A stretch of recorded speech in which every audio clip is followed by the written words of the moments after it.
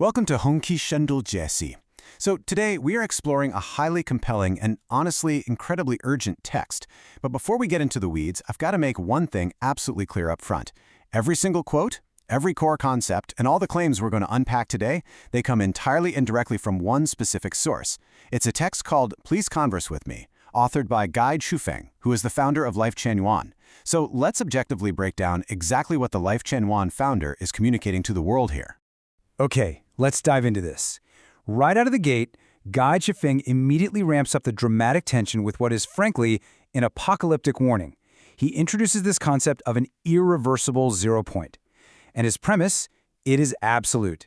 He says that before this zero point arrives, humanity might just remain completely indifferent, totally numb to it all. But once we cross that line, your chance of survival is forever gone. Poof.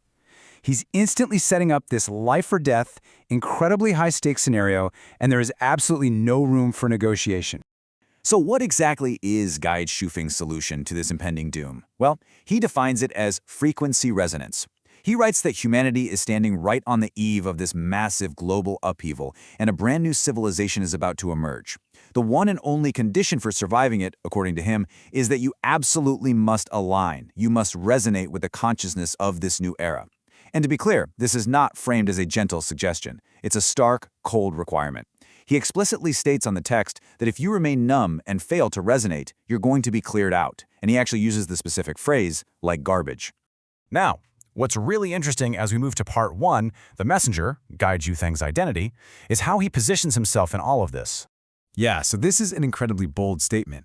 Guy Shufeng unapologetically declares, and I quote, "I am the messenger of God, the incarnation of Jesus, and Buddha."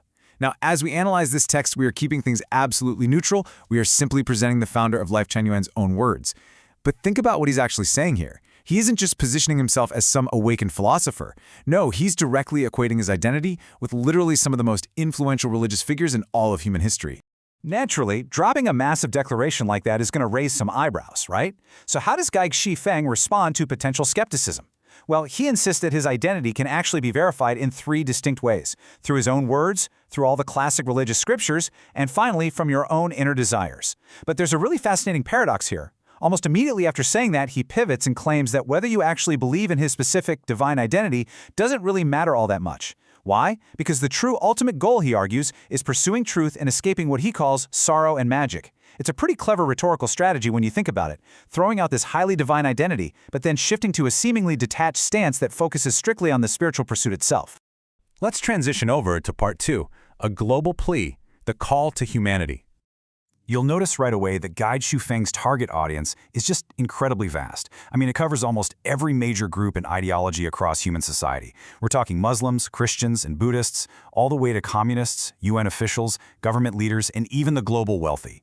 The Life Chen Yuan founder actually uses the word beg in his text. He literally begs to have a dialogue with all of these completely disparate groups. He claims to hold the specific wisdom that's going to lead them all to God's paradise, and that really demonstrates this massive, sweeping ambition to bring seemingly contradictory global factions under his one single framework. And this brilliantly illustrates another really stark contrast in the text. To get these global elites and the general public to actually stop and listen, Guy Shufeng clearly outlines his motivations.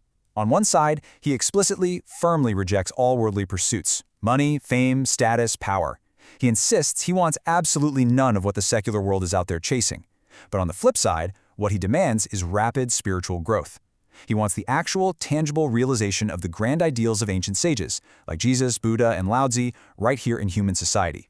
But, and this is a big but, there is a strict prerequisite for engaging in this dialogue with him.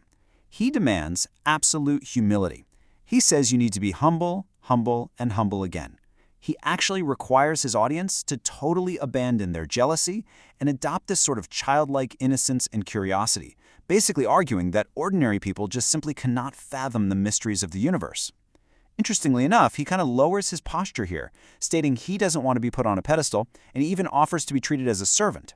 But don't miss the underlying logic, which remains incredibly firm. The absolute condition for receiving his service and guidance is that you must approach him with extreme humility just to converse with him. Let's move to and see how this builds into part 3, the ultimate ultimatum.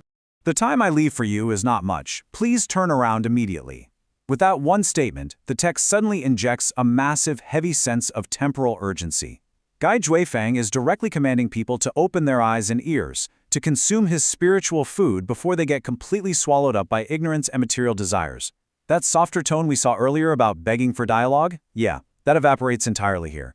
It gets replaced by a ticking clock, reinforcing that inescapable 0 point we talked about at the very beginning. Guide Shufeng makes one final, absolute assertion to wrap this up.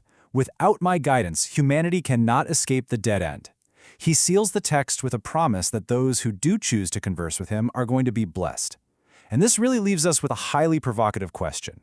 In a modern society that is so full of uncertainty, why do these highly exclusive, apocalyptic spiritual warnings continue to capture people's attention? Well, hopefully this objective breakdown of the Life Chan Yuan founder's text has given you a much clearer understanding of the mechanics behind these kinds of messages. Thanks so much for joining me on this deep dive, and keep learning.